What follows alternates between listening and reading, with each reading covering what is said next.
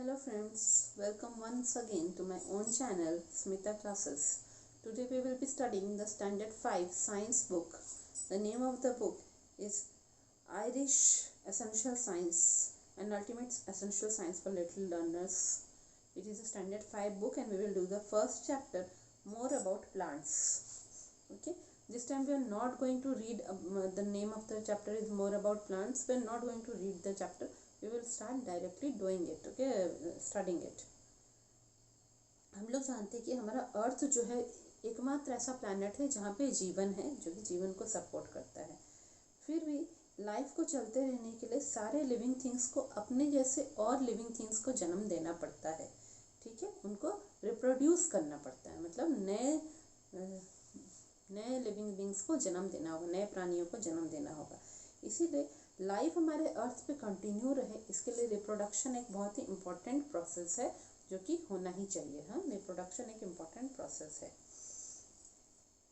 और वो सिर्फ प्लांट्स में नहीं होता है, एनिमल्स में भी होता है रिप्रोडक्शन और ह्यूमन बींग्स में भी। हम लोग जो है रिप्रोडक्शन इन प्लांट्स, हम लोग अपने आसपास बहुत सारे प्लांट्स देखते हैं। प्लांट्स और एनिमल्स रिप्रोड्यूस करते हैं ना, जन्म देते हैं ताकि उनके जैसे और नए नए पौधे या जीव जंतु जन्म ले। ये प्रोसेस को कहते हैं रिप्रोडक्शन। अपने जैसे और जीव जंतु को जन्म देने के प्रोसेस को कहते हैं रिप्रोडक्शन।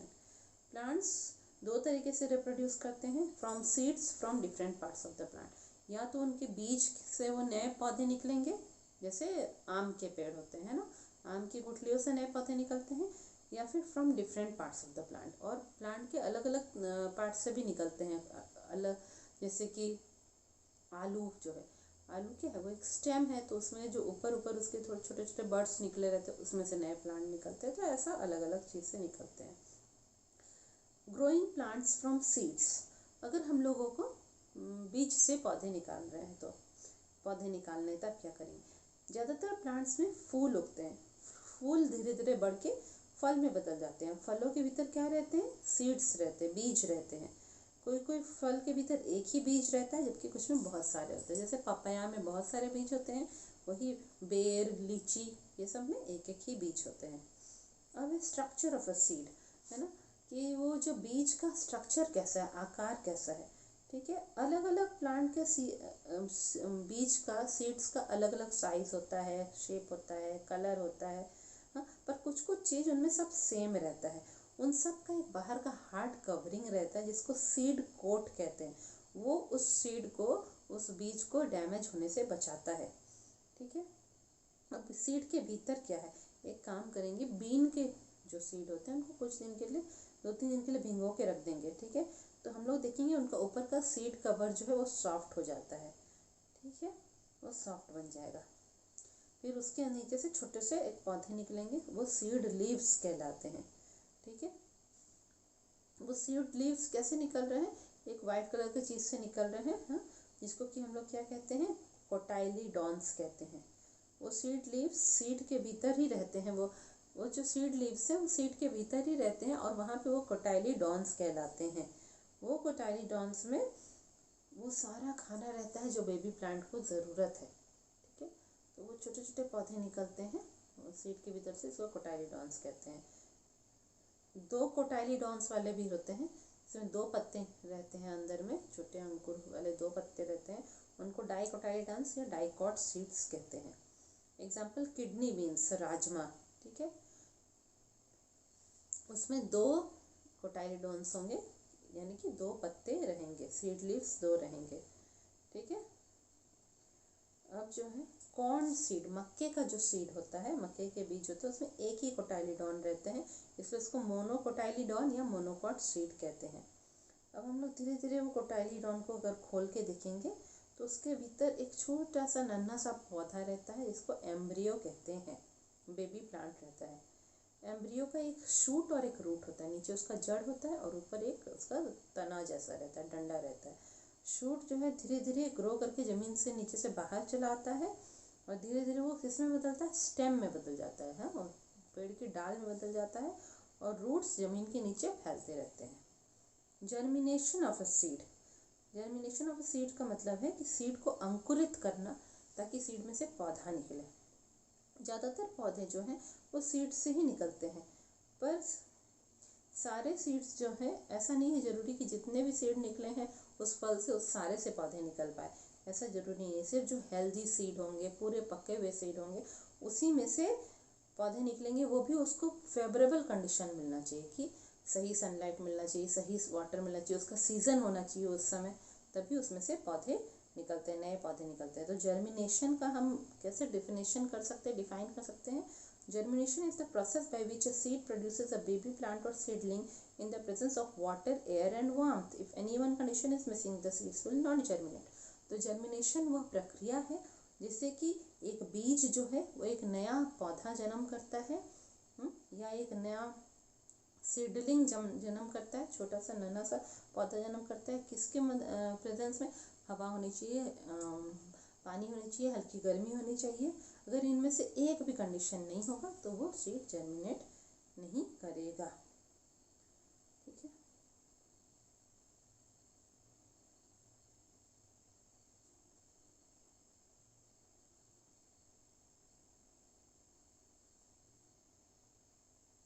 अब है बाहर तो सीड का कोट है, उसके भीतर दो ये जो पत्ते हैं कोटाइलिडॉन कहते हैं, उसके भीतर एम्ब्रियो है ना। वो कोटाइलिडॉन से खाना मिलता है वो एम्ब्रियो को, बेबी प्लांट को। एम्ब्रियो अपने आप को धक्का दे के सीड कोट के बाहर निकालता है। ठीक है, थोड़ा कुछ समय तक वो मिट्टी के नीचे ही बढ़ता रहता है और उसमें से रूट्स निकल जाते हैं, और जो उसके पत्ते होते हैं, सीड लीव्स, कोटाइलिडॉन्स, वो ऊपर की तरफ खींच जाते हैं, और तब उसमें से छोटा नन्हा पौधा निकलता है जिसको सीडलिंग कहते हैं, जो कि कोटाइलिडॉन्स से बाहर निकल आते हैं, है ना। हम लोग देखेंगे शुरू में 2 छोटे छोटे पत्ते होते हैं, उसमें से पौधा निकल जाएगा, फिर वो छोटे पत्ते झड़ जाते हैं, तो वो कोटाइलिडॉन्स झड़ जाते हैं। धीरे धीरे डंडा लंबा हो जाता है, उसकी डाल लंबी होने लगती है और पत्ते पहले दिखाई देते हैं। जब पत्ते नए नए पत्ते निकल जाते हैं तो पुराने जो कोटाइलिडॉन्स है वो गिर जाते हैं। ठीक है, फिर उसमें से और भी डाल शाखाएं निकलेंगी, कलियां निकलेंगी, फूल निकलेंगे और फल भी आएंगे। तो धीरे धीरे करके तब ये जर्मिनेशन का प्रोसेस मतलब कंप्लीट हो चुका है, इसमें से पूरा पौधा निकल आया है बाहर। अब है सीड डिस्पर्सल, कैसे सीड को इधर उधर बिखेरा जाए। ठीक है, प्लांट्स अपने आप एक जगह से दूसरी जगह नहीं जा सकते। ठीक है, तो अगर जो पेरेंट प्लांट है ना, जो पिता पौधा है या माता पौधा है, उसी के पास अगर सारे सीड गिर जाएंगे और वहीं जर्मिनेट हो जाएंगे, तो वहाँ पे तो बहुत सारे पौधे निकल आएंगे, और उनको तो इतनी सनलाइट ही नहीं मिलेगी, उतना हवा, पानी, मिनरल, स्पेस भी नहीं मिलेगा उगने के लिए। इसके कारण बहुत सारे नए पौधे मर जाएंगे, सीडलिंग मर जाएंगे। इसलिए नेचर, प्रकृति ने ऐसे मदद करके रखी है कि जो है सीड्स इधर उधर बिखर जाए एनवायरनमेंट में। तो ये जो प्रोसेस होता है जिससे कि सीड्स जो है, फलों के सीड इधर उधर बिखर जाते हैं, माता प्लांट या पेरेंट प्लांट से इधर उधर बिखर जाते हैं, ये जो प्रक्रिया होती है उसको कहते हैं डिस्पर्सल। सीड्स जो है पेरेंट प्लांट से दूर तक कैसे बिखर जाते हैं? हवा से, पानी से, जानवरों से, या फिर एक्सप्लोजन ऑफ फ्रूट्स। ये तो पानी में बह के चले जाएंगे, हवा से उड़ के चले जाएंगे, जानवरों के बॉडी में चिपक चले जाएंगे, या फिर खुद वो जो है उसका जो फ्रूट है, उसका फल पूरा सूख के फटेगा और उससे इधर उधर बिखर जाएंगे। ठीक है, तो wind, water and animals are called agents of dispersal. ये सब एजेंट हैं जो कि सीड्स को बिखरने में इधर उधर मदद करते हैं। वो क्या है? विंड, वाटर और एनिमल्स है। अब हम लोग पढ़ते हैं कि डिस्पर्सल बाय विंड क्या होता है। ठीक है, डिस्पर्सल बाय विंड हम लोग पढ़ेंगे। तो हवा से कैसे सीड्स इधर उधर बिखरते हैं।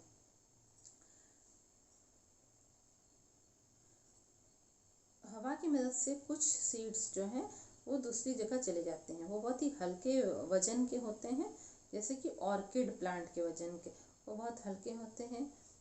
और कुछ कुछ जो कि इतने हल्के होते हैं धूल के जैसे होते हैं, इसलिए उड़ उड़ के हवा से दूसरी जगह चले जाते हैं। और कुछ कुछ पूरे उनमें छोटे छोटे रोए निकले रहते हैं, बाल निकले रहते हैं कुछ सीड्स में, जैसे डैंडेलियन और मिल्क वीड में। हाँ, तो वो जो उनके जो बाल निकले रहते हैं वो पैराशूट के जैसा काम करते हैं और उनको उड़ा उड़ा के दूर ले जाते हैं पेरेंट प्लांट से।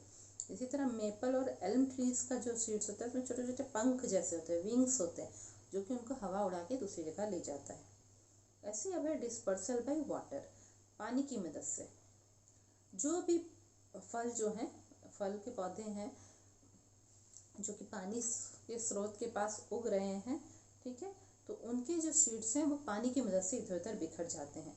कोकोनट का हम लोग जानते हैं बाहर फाइब्रस कवरिंग होता है ना, बाहर उसका ये होता है, कोकोनट का छिलका जो होता है खींच खींच के निकालना पड़ता है ना, बाल के जैसा होता है, फाइबर के जैसा होता है, उसके बीच में हवा फंसी हुई रहती है, ठीक है। लोटस क्या होता है, लोटस एक स्पॉन्जी फ्रूट है ना, लोटस बहुत स्पॉन्जी हल्का हल्का, तो ये सब जो है कोकोनट के ऊपर ये जो हवा लगी रहती है उसके छिलके के ऊपर, और लोटस स्पॉन्जी होता है तो ये हवा पानी में बह बह के आसानी से, हल्के होते हैं, पानी में बह बह के चले जाते हैं, तो इस तरह उनका सीड इधर उधर पानी की मदद से बिखर जाता है। एनिमल्स से, कुछ एनिमल्स जो है उनके बॉडी में क्या होता है, हुक्स, स्पाइंस और स्टिफ, नहीं, कुछ सीड्स जो हैं उनमें क्या होता है, हुक, स्पाइंस और स्टिफ हेयर होता है। कुछ जो सीड होते हैं ना, कांटे कांटे निकले हुए रहते हैं, आपने देखा होगा झाड़ियों में रहते हैं, कांटे कांटे निकले रहते हैं, हाँ, या हार्ड बाल जैसे निकले हुए रहते हैं, तो वो कहते हैं जब वहाँ से जानवर गुजर रहे थे उनके बॉडी में वो चिपक जाते हैं। चिड़िया अगर वहाँ के आके बैठी तो चिड़िया के पंखों में वो चिपक जाते हैं, या अगर हम लोग वहाँ से गुजर रहे तो हमारे कपड़ों में चिपक जाते हैं, और फिर इस तरह वह सीड जो है एक जगह से दूसरी जगह पहुँच जाते हैं। कई बार क्या होता है, जब जानवर और चिड़िया सब जो है कुछ फल खा रहे होते हैं तो वो लोग उस पूरे फल को निगल जाते हैं, जैसे कि बेर के फल हो, है ना, उनको वो पूरा निगल जाते हैं। फिर जब उनकी बॉडी से एक्सक्रीटा निकलता है, वेस्ट निकलता है, वो लोग स्टूल पास करते हैं, उस समय वो सीड बाहर निकल जाते हैं। तो इस तरह वो कहीं और जाके अपना स्टूल बाहर निकाले तो वहाँ उनके बॉडी से सीड निकल जाता है, और इस तरह सीड दूर दूर बिखर जाता है एनिमल्स की मदद से। ऐसे कौन सा सीड होता है ज़्यादातर, मैंगो का, पपाया का, वाटरमेलन का। हम लोग भी जब खाते तो हम लोग इनके सीड्स को फेंक देते हैं ना, तो वो सबसे भी प्लांट्स सीड्स इधर उधर बिखरते हैं। डिस्पर्सल बाय एक्सप्लोजन, कुछ प्लांट्स का पॉड्स होता है, जब वो पूरे पक जाएंगे तो वो पॉड्स फट जाता है और सीड पूरे जोर से इधर उधर बिखर जाते हैं दूर दूर तक। जैसे कि मटर के पूरे एक लंबा छिलका होता है ना, मटर जब धीरे धीरे सूख जाएगा पूरा पेड़ पे ही तो वो पूरा फट जाएगा, उसका छिलका फट जाएगा और उसके सीड्स इधर उधर बिखर जाएंगे, ठीक है। इस तरह बीन के भी होते हैं, वो सब पॉड होता है जिसमें कि छिलके जैसा होता है, ठीक है। सीड्स जब पूरे पक जाते हैं और पॉड, उसके ऊपर का छिलका जो है पूरा, जो अंदर सीड को छिपा के रखा हुआ है, छिलका पूरा ड्राई हो जाता है तो वो बर्स्ट करता है, फट जाता है और सीड्स इधर उधर स्कैटर हो जाते हैं, बिखर जाते हैं। अब प्लांट्स के दूसरे तरीके से कैसे रिप्रोडक्शन होता है, reproduction from different parts of the plant. ज़्यादातर प्लांट्स में सीड से ही नए प्लांट उगते हैं, फिर भी कुछ ऐसे प्लांट हैं जो कि रूट्स, लीव्स या स्टेम से उगते हैं। पहला है रिप्रोडक्शन फ्रॉम रूट्स। आपने देखा हो ना, कैरेट के पौधे कैसे होते हैं, जो है कैरेट को अगर हम लोग गाजर को दोबारा ऊपर का हिस्सा को काट के दोबारा से अगर लगा देंगे तो है फिर उसमें से एक नया कैरेट निकल आएगा, ठीक है। ऊपर का हिस्सा को काट के ऊपर के हिस्से को नीचे लगा देंगे ज़मीन के नीचे, तो यानी उसके क्या होता है, कैरेट्स में हम लोग किस पार्ट को खा रहे हैं, उसके रूट पार्ट को खा रहे हैं, जड़ को खा रहे हैं, उसी में स्टोर्ड फूड है, खाना है, तो उसी से नए पौधे उगते हैं, उसके जड़ के से ही, उसके रूट से ही। अब है रिप्रोडक्शन फ्रॉम स्टेम्स। कुछ पौधे ऐसे होते हैं जिनकी डाल को आप काट के लगा देंगे, उनके एक ब्रांच को आप काट के लगा देंगे तो उसमें से नए पौधे निकलेंगे। जैसे रोज़ का हम लोग एक डाल लगा देते हैं ना तो नया रोज़ निकल आता है ना। हिबिस्कस, ये जो अड़हुल के फूल होते हैं, ठीक है, अड़हुल के फूल जो होते हैं उनमें से भी उनके डाल काट के लगाने से नया पौधा उगाता है। उसके डाल को अच्छे से मिट्टी में अगर लगा दिया जाए तो नए उसमें से पत्ते आने शुरू हो जाते हैं। इसी तरह मनी प्लांट और स्ट्रॉबेरी जो प्लांट होता है वो भी स्टेम से ही उगता है, उनके डालों से ही उगते हैं। पोटैटो और जिंजर प्लांट जो है, आलू और अदरक जो है वो एक्चुअली अंडरग्राउंड स्टेम कहलाते हैं, ज़मीन के अंदर रहने वाले डाल हैं वो स्टेम कहलाते हैं। उनमें छोटे छोटे आँख जैसे बने रहते हैं, इसको स्मॉल बर्ड्स कहते हैं। जब वो बर्ड्स का एक टुकड़ा को काट कर हम लोग ज़मीन के नीचे लगाते हैं तो अच्छा सा एक पौधा निकल आएगा, ठीक है। और जब वो पौधा पूरा सूख जाएगा आप फिर उसको उखाड़ेंगे जड़ से तो नीचे पोटैटो और अदरक उगे हुए रहते हैं, इसी तरह जो है तो वो उनको क्या कहेंगे, वो उनकी जो आंखें छोटी छोटी निकली रहती हैं उनको बर्ड्स कहते हैं। तो बर्ड्स से ही नए प्लांट उगेंगे। अब आ जाती है प्याज और लहसुन की बारी। उनमें उनका छोटा छोटा बल्ब्स होता है, छोटे छोटे प्याज होते हैं, छोटे छोटे लहसुन होते हैं। उनको अगर गार्लिक और ऑनियंस को हम ज़मीन के नीचे लगा दीजिए, उनको बल्ब्स कहते हैं, तो उसमें से नए पौधे निकलते हैं। और कुछ दिन बाद उसी में से वो जो छोटे छोटे बल्ब्स उनके होते हैं, प्याज, छोटे छोटे प्याज को लगा दिया जाता है ज़मीन के नीचे, लहसुन छोटे छोटे, उससे पूरे पौधे निकल आते हैं और ज़मीन के नीचे ही अंडरग्राउंड लहसुन और प्याज बढ़ जाते हैं। एक एक गुच्छे में बहुत सारे हो जाएंगे, बहुत दिन बाद पर होते हैं। रिप्रोडक्शन फ्रॉम लीव्स, कुछ कुछ ऐसे पौधे हैं जिनमें पत्तों से नए पौधे निकलते हैं। पेरेंट प्लांट के जो पत्ते हैं उनमें से नए पौधे निकलते हैं, जैसे ब्रायोफाइलम जो है, उसमें जो है उनके पत्तों में ही ऐसे ऐसे छोटे छोटे बर्ड्स निकले हुए रहते हैं। और वहीं से हम लोग देखेंगे जब वो बर्ड्स टूट के अगर गिर जाएंगे ज़मीन में तो नए नए पौधे निकल रहे हैं। ठीक है, तो ये हम लोगों ने रिप्रोडक्शन पढ़ लिया। अब क्रॉप्स एंड एग्रीकल्चर, जब कोई भी पौधे को बहुत ज़्यादा क्वांटिटी में हम लोग उगाएंगे, जैसे खेतों में उगा रहे हैं एक तरह के पौधों को, ठीक है, क्यों, खाने के लिए या फाइबर के लिए, जैसे कॉटन उगाते हैं फाइबर के लिए ना, धागे बनाने के लिए, कपड़े बनाने के लिए, मेडिसिन बनाने के लिए उगा रहे हैं, या और कोई मनुष्य की ज़रूरत के लिए उगा रहे हैं, तो उनको क्रॉप कहते हैं, फसल कहते हैं। जब बहुत ज़्यादा क्वांटिटी में हम लोग उनको एक जगह पे उगा रहे हैं खेतों में जैसे। तो ये जो साइंस है, विज्ञान है, या ये एक तरीका जो है फार्मिंग करने का, ये जो फसल उगाने का यह जो तरीका है एक क्रॉप्स ग्रो करने का, ताकि हम उसको बहुत ज़्यादा मात्रा में उगाएं और लोगों के काम आए, तो उसको कहते हैं फार्मिंग या एग्रीकल्चर। द साइंस और प्रैक्टिस ऑफ ग्रोइंग क्रॉप्स और फार्मिंग इज कॉल्ड एग्रीकल्चर, उसे ही खेती कहते हैं। ठीक है, ये जो विज्ञान है पौधों को, फसल को उगाने का, उसे एग्रीकल्चर कहते हैं। अब अलग अलग तरह के पौधे जो हैं वो अलग अलग तरह की मिट्टी, अलग तरह के क्लाइमेट, अलग तरह के सीजन में होते हैं। राइस को, जो चावल है, उसको कैसे, क्ले सॉल्ट चाहिए, क्लेई सॉयल, मतलब जो ऐसा क्ले वाला मिट्टी होता है जो कि पानी को पूरा सोख कर रखेगा, जाकि इसमें ज़्यादा पानी रहे, उसमें चावल उगते हैं। जूट ग्रोज वेल इन लोमी सॉइल, जूट जो होता है जिससे कि बस्ते, बोरे बनाए जाते हैं, वो लोमी सॉइल, मतलब जिसमें सैंड और क्ले दोनों मिक्स हो रहता है, मिट्टी और बालू मिक्स हुआ रहता है, वैसे सॉइल में उगता है जूट। मिलेट बाजरा ग्रोज वेल इन ब्लैक सॉइल, एक काली मिट्टी होती है वहाँ पे मिलेट यानी कि बाजरा अच्छे से उगता है। And tea grows well in the moist soil on the slopes of hill, हम लोग जानते हैं ना चाय की पत्तियाँ कहाँ उगती हैं, पहाड़ों के स्लोप में, जहाँ पे अक्सर बारिश होती है या नदियाँ बहती रहती है, तो भींगी भींगी वहाँ के सॉइल रहेंगे, भींगे हुए रहेंगे, मॉइस्ट रहेंगे, तो वहाँ पे चाय पत्तियाँ अच्छे से उगती है। क्रॉप्स ग्रोन इन इंडिया, हमारे इंडिया में 2 मेन सीज़न है फसल उगाने के लिए, जैसे कि जो ये है गेहूँ है या लेंटिल्स है, लेंटिल्स माने दाल है, तरह तरह के दाल हैं, या फिर सरसों है, चने हैं, ये सब ठंड के दिनों में लगाए जाते हैं। और जब स्प्रिंग का सीज़न आता है उनको काट दिया जाता है ना, जब बसंत का समय आएगा तो उसे काट दिया जाता है। इन क्रॉप्स का क्या नाम है, राबी क्रॉप्स या विंटर क्रॉप्स इनको बोलते हैं, रबी क्रॉप्स या विंटर क्रॉप्स, जो ठंड के दिन में उगते हैं, नवंबर से अप्रैल के बीच में। इस बीच उसके बाद जब समर सीज़न आ जाएगा और रेनी सीज़न में, तब फार्मर्स कौन सा क्रॉप्स उगाते हैं, कौन सी फसल उगाते हैं, राइस, मेज, ज्वार एंड बाजरा, है ना, चावल उगाएंगे, मक्का उगाएंगे, ज्वार उगाएंगे, बाजरा उगाएंगे। ये समर या रेनी सीजन में होते हैं, इसलिए इनको खरीफ क्रॉप या समर क्रॉप्स कहते हैं, खरीफ फसल कहते हैं इनको। ये जून से अक्टूबर के बीच में उगाते हैं। अब डिफरेंट स्टेजेस ऑफ एग्रीकल्चर, खेती का अलग अलग स्टेज होता है। पहला है प्लॉइंग, फील्ड को प्लॉ किया जाता है, मतलब फील्ड में ना कुदाल से कोड़ेंगे या हल चलाएंगे ताकि उसकी मिट्टी को पूरा लूज़ करें हम लोग, है ना, मिट्टी लूज़ होगा तो उससे हवा जाएगी मिट्टी के भीतर, और जो है उसमें से हम लोग कंकड़ पत्थर सब चुन के अलग कर देंगे। कब, बीज डालने के पहले ये काम करना है।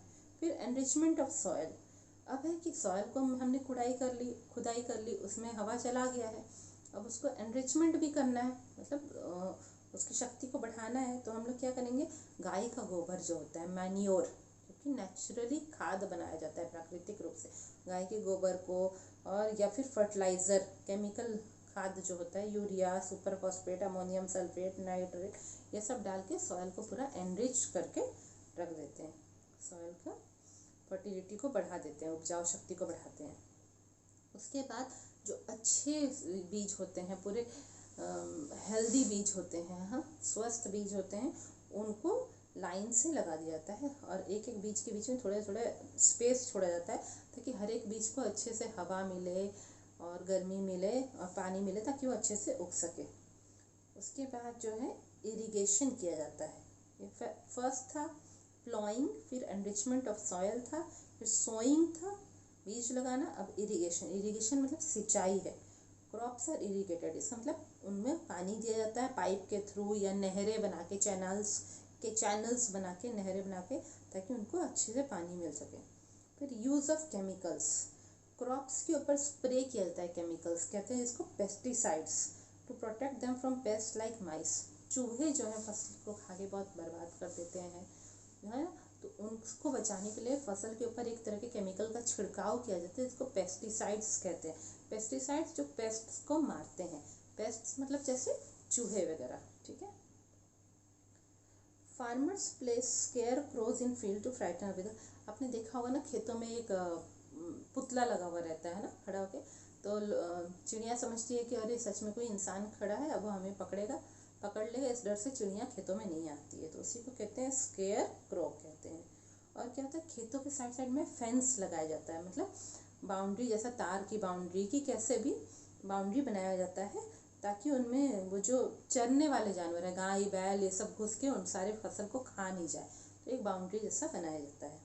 हार्वेस्ट एंड स्टोरेज, अब सब कुछ कर दिए, मिट्टी लूज कर दिए हैं, सॉइल को एनरिच कर दिए हैं, बीज लगा दिए हैं, सोइंग ये कर लिए हैं, क्या कहते हैं, सिंचाई कर लिए हैं, पेस्टिसाइड दे दिए हैं, अब आ गया फसल काटने का समय, हार्वेस्टिंग टाइम, ठीक है। फसल को काट दिया जाता है जब वो पूरे पक जाते हैं, फिर उनको अच्छे से गोडाउन में स्टोर किया जाता है ताकि उनमें वो डैमेज नहीं हो, है ना, उनके जो बीज हैं वगैरह वो सब डैमेज नहीं हो, इसीलिए। फिर ट्रांसपोर्टेशन का समय आएगा, अब अच्छे से उनको जो रखा गया वो स्टोर्ड क्रॉप को, उसको अलग अलग जगहों पे ट्रांसपोर्ट किया जाएगा, फिर वहाँ से वो दुकानों में आएंगे, दुकानों से हमारे किचन्स में आते हैं, ठीक है। नॉन पेरिशेबल क्रॉप्स मतलब ऐसे फसलें जो बहुत दिन तक रह जाती हैं, जल्दी ख़राब नहीं होती हैं, जैसे कि सीरियल्स एंड पल्सेस, मतलब कि चावल, दाल, ज्वार, बाजरा, मक्का और दालें तरह तरह की, उनको काफ़ी समय तक स्टोर करके रख सकते हैं और बाद में ट्रांसपोर्ट करके दुकानों में भेज सकते हैं। पर जो पेरिशेबल क्रॉप्स होते हैं, मतलब जल्दी ख़राब होने वाले फसलें होती हैं, जैसे फल और सब्जियां होती हैं, उनको जल्दी जल्दी ट्रांसपोर्ट करके इधर उधर भेजना पड़ता है, ठीक है। तो ये मैंने आपका चैप्टर कंप्लीट कर दिया है। इजी चैप्टर था, आप लोगों को समझ में भी अच्छे से आ गया होगा। आप अपने फ्रेंड्स लोग के साथ भी इसको शेयर करें ताकि वो सब भी इसका बेनिफिट उठा सकें। Thank you.